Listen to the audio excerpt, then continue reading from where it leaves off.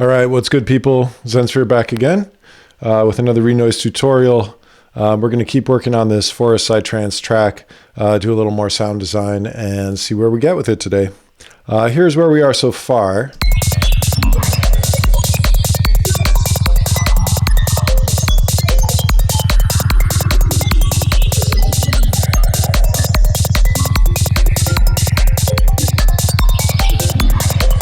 Okay, so we've got an atmospheric sound here, and we've got a lead sound here. I did change one thing on the lead. I tuned the delay time on the lead so that it would be in tune with our kick and bass. And I did that by looking up a pitch to millisecond conversion table. You can find them online. Super useful for fine-tuning delay values so that you can use your delay as a resonator, a tuned resonator.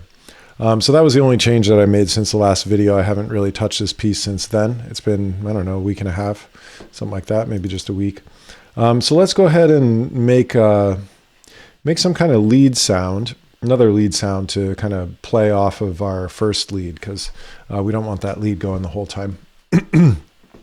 So I think for this one, I think I'm going to draw a waveform, and let me see if I can find that information. So this is that chart that I'm talking about. Super useful here at stephenbward.com, delay pitch conversions. It also has sample lengths at 44.1. This is useful in the context of Renoise because we have the opportunity to like draw or create waveforms. So we can create our waveform at our fundamental frequency just by choosing a sample of length 10, 10. 10, 10, 10, 10. Create number of samples, 10, 10. And let's make this one stereo, hit process. And here we are. So now whatever I draw in here should be in the key of F, I believe. So I like to, for digital leads, make what I call like an alien cityscape. Something that has, just some kind of silence and some big changes in value, and is not in phase with itself in the left and right channels. It's got this interesting sort of super digital waveform. I'm just going to normalize this. And we'll normalize this as well. All right, we didn't really get too much here, but I think I want to make some of these bigger. Or maybe all of them, I don't know. Just give it a little more bite. And we might actually add some more information to this. Let's see, these are all looking pretty good. Let's take this cityscape up a little bit. Oh, that's right, we can't. It's going to go positive and negative. It's not just going to do the positive. Okay. It sounds a little more present. I think I want to, let's see, what is this? Mute. Let's put some more silence in here. Silence is good for this type of sound. There we go. Yeah, just kind of harsh and digital. I'm going to duplicate it and bump it up an octave or two. Let's try 2. Nah, try an octave. That makes it a little more interesting. So let's try that. I'm just going to go with a classic bandpass filter. We'll use the BP clean, bump the resonance up a little bit, tie frequency to a macro here. Tie that to input.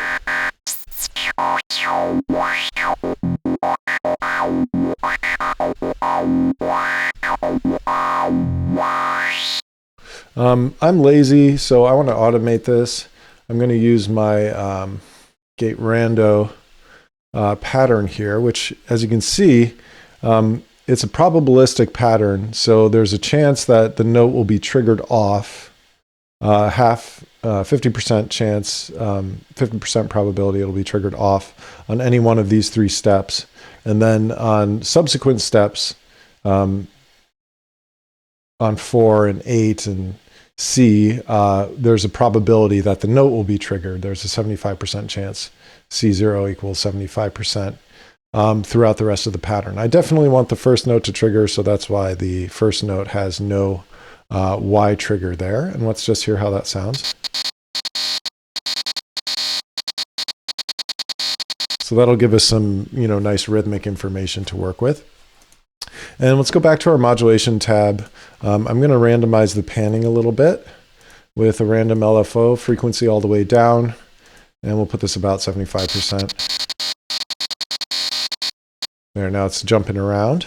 I also want to randomize the pitch just a touch. Let's put this down to maybe 3.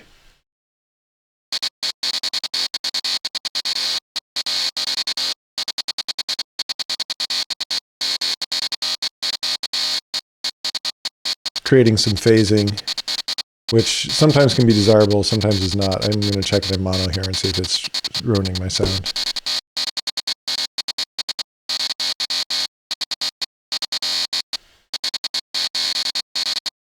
It's not too bad. I think we'll be able to take care of that with some EQ and maybe some exciter. And I think I do want to put a little bit of an envelope on here. I just want a little bit of decay.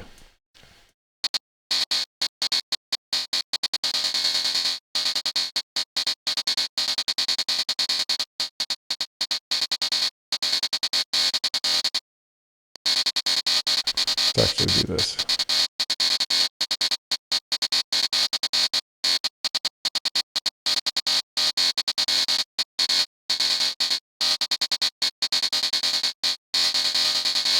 So I want maybe a maximum value of 83 and a minimum of 20. So we'll just tie another macro to this, and we'll put this at 20 milliseconds and max at 80 milliseconds. Oops, that's not what I wanted. 80 ms. And we will go into our effects, create an effects chain. I'm going to create a second chain just so I can get my macro control doofer out of the way. Let's use macro control, and I'm just gonna, let's turn this one off for now. And we'll turn this one up all the way. So now I have some randomization, some variation in my release value here.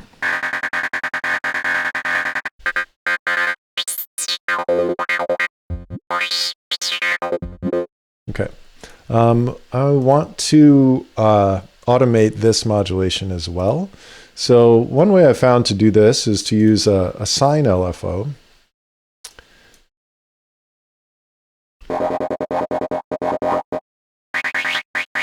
And we'll put it roughly in the middle. And what we're then going to do is tie this macro to this D-phase parameter.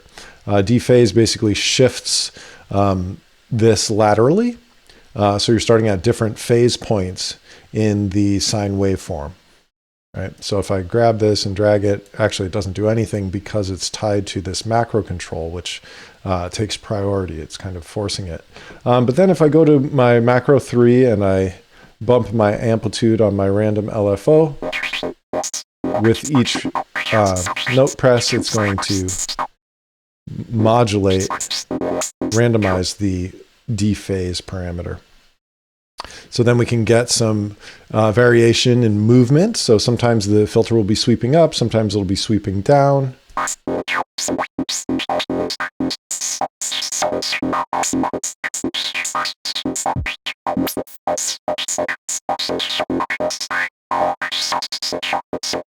So I think I also want to randomize my frequency and amplitude to an extent. Let's just see how it sounds with the full range of values. I'm guessing it's going to be way too much, but we'll just try it. We can always dial it back. Yeah, so frequency is way too fast. Let's put the max frequency at, say, 5 Hertz. We'll try that.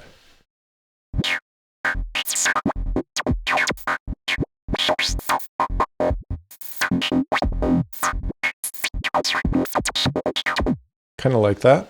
And let's put the max amplitude at 0.5. That might be too small.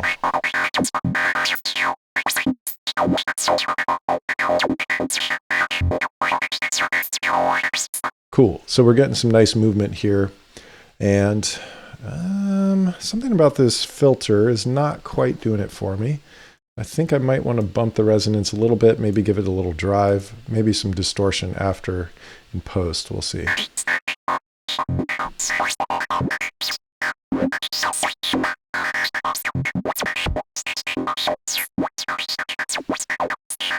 Yeah, just that little bit of grit adds some character, which I'm enjoying.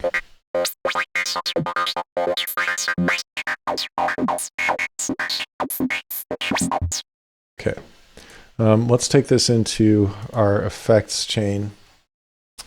And I think I'm going to slap an exciter on here. Let's get an exciter and maybe a flanger.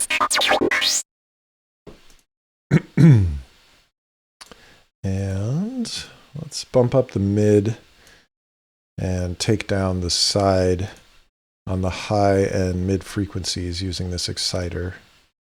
And that way, hopefully, let's listen in mono and see.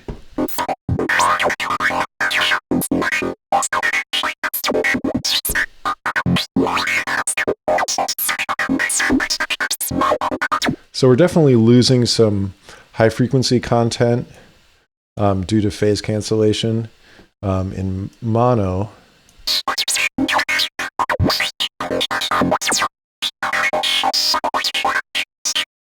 Let's see if we can balance it with our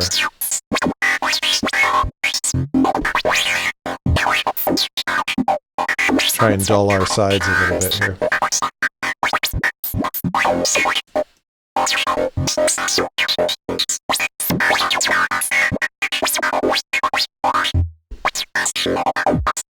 Good, that sounds more balanced to me anyway. It's not perfect, but it's better. Okay. So I think as long as it sounds good enough in mono, I think I might actually narrow the stereo image a little bit here. And I'm not sure if I want to do that after the flanger. I probably do, because I think the flanger is a stereo effect.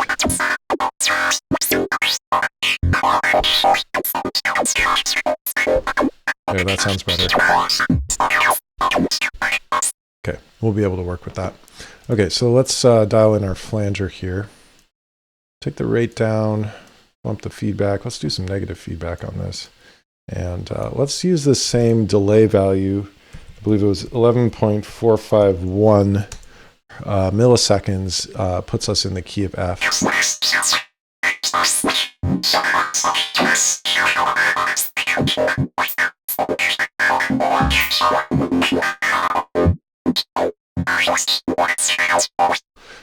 Let's see, I'm going to cut that in half.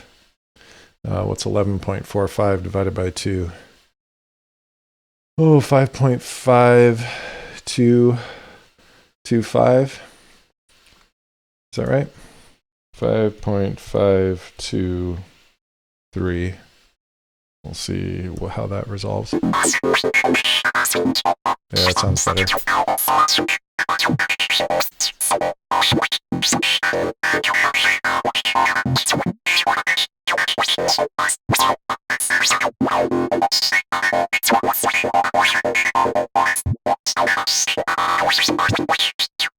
And I think I want to control the reset. We'll just freeze this flanger modulation frequency. And I think I want to control the reset, which is basically how the DSP sweeps through the effect. I think I want to control that with an LFO. Just trying to think if I want to key track that or how I want to use it. I think what I want to do is modulate it randomly on key press.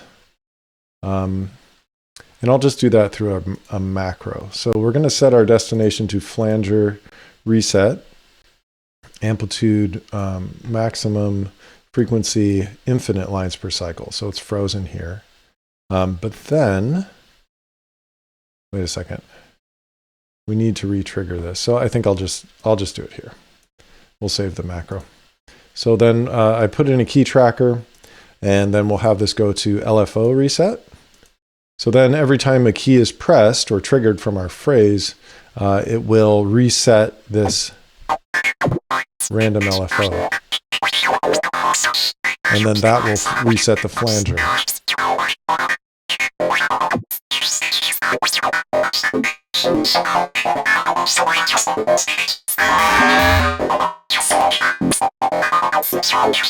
Okay, and I think I also want to modulate feedback. So that one we'll just do through another macro. And we'll set this to -90. We don't want it to get too crazy. And 90. And then we've got macro 6. We'll go back to macro control. Scroll over to macro 6. Bump this up.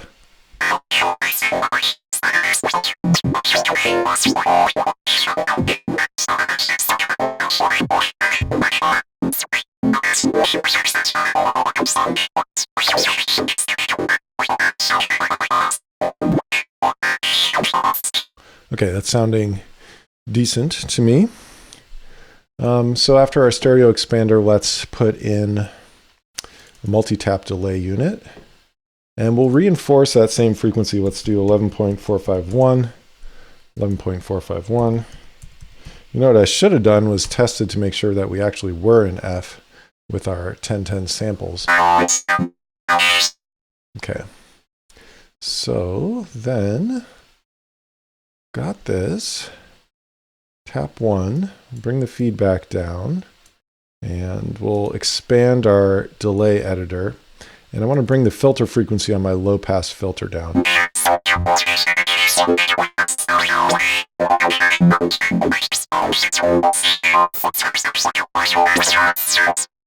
Maybe let's try band pass.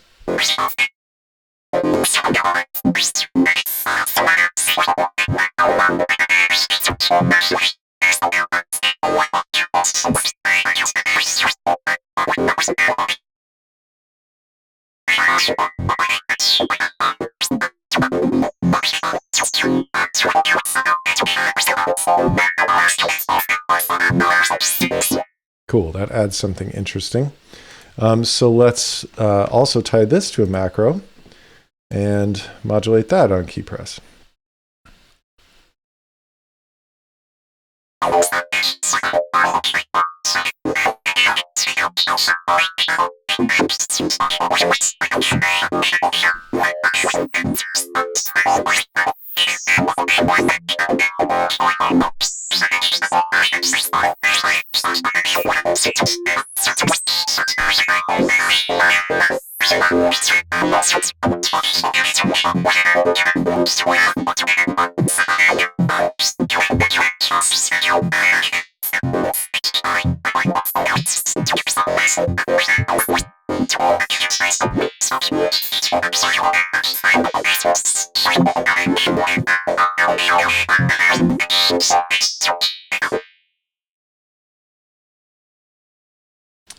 Okay.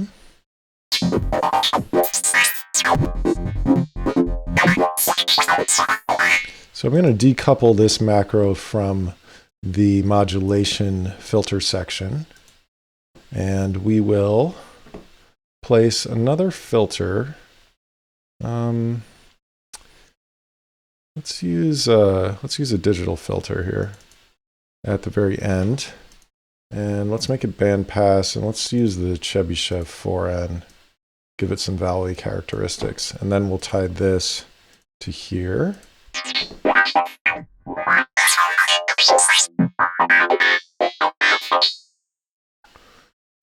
Ripple Q. It's getting a little distorted.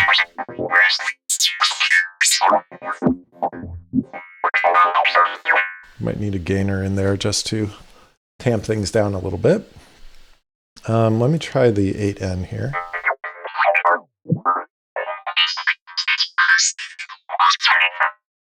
Okay, we need a gain in here. It's too loud.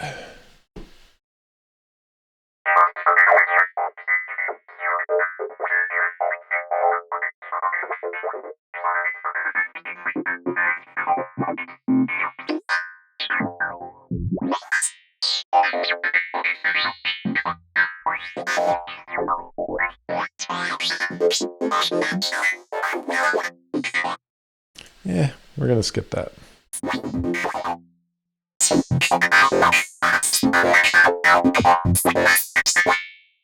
Okay, let me dial this down a little bit. And dial this drive down a little bit.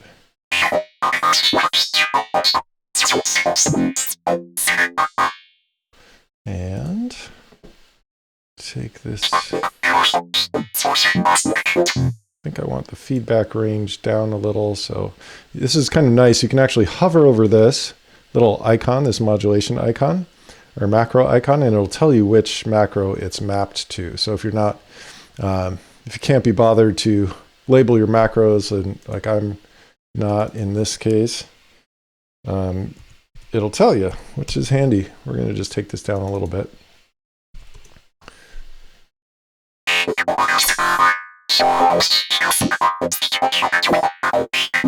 Okay, and then let's try just bouncing back and forth between our first lead and our second lead here. See if it sounds any good.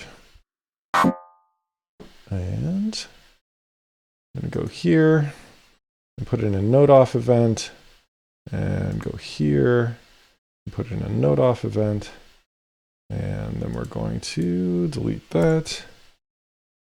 I like to be able to see what's where. Oops, duplicate that.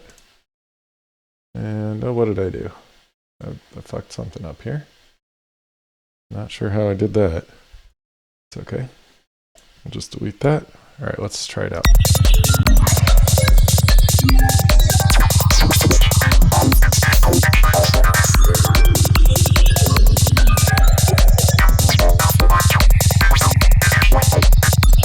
Okay. We'll call this glass lead. It's got that kind of glassy sound. And we'll call this digital lead. Although, of course, this is all digital. And we'll just call this Atmos for atmosphere. I'm going to rename these as well. Digi lead. This one, I think, is the atmosphere. Yeah, okay, so this is my Atmos.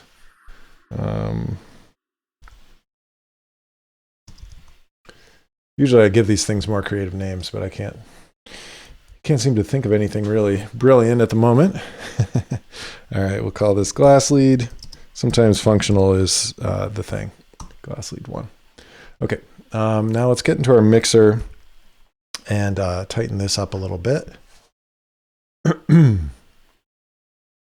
hope I'm recording. I think I am.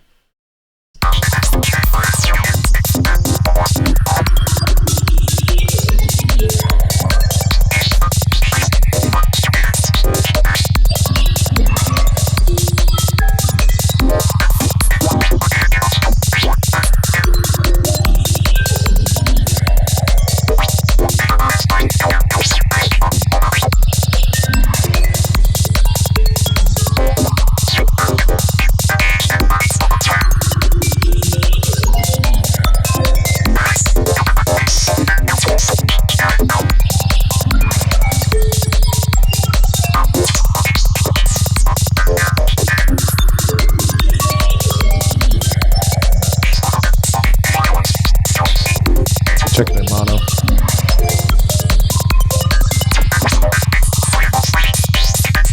feel like it needs a little more energy, maybe around 5K, 4,500. Too much. Let's try this. Sounds about right. I scoop out a little bit around.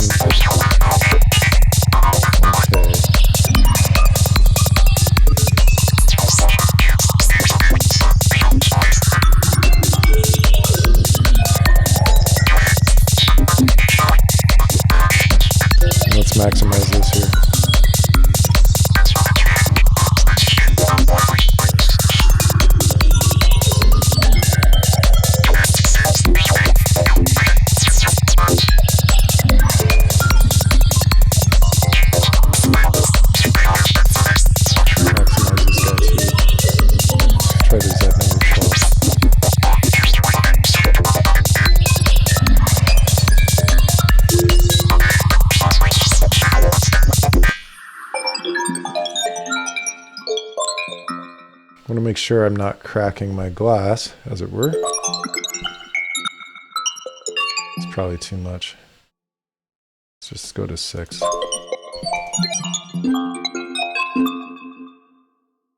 Think that's okay? Let me listen one more time. It's maybe starting to break up a little bit. Try to sound at 5.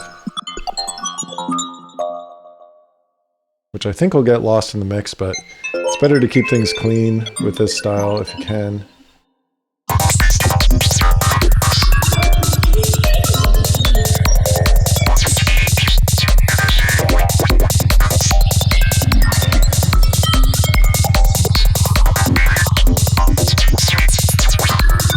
All right, cool.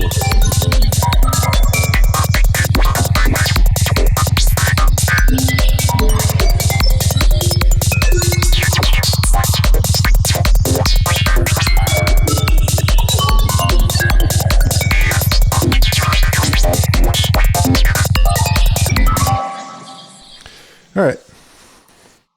We got that. That ended up being a little more finicky and fiddly than I thought it was going to be. But that's one way that you can create a nice digital psytrance style lead within Reason. Not Reason, Renoise. Oh man. Within Renoise using all native DSP. And hell, we even drew our own waveform.